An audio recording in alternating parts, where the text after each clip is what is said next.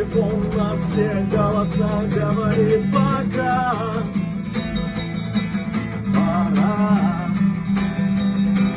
И пальто на гвозде, шарф в рукаве и перчатки в карманах шепчут подожди до утра.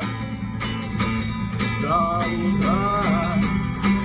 Но странный стук зовет дорогу. Может сердце, может стук дверь.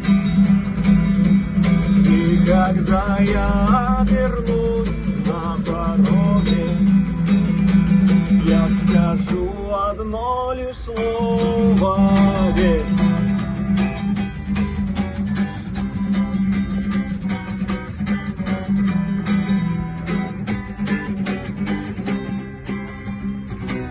И опять на вокзал, и опять к поездам, и опять проводник выдаст белье и чай.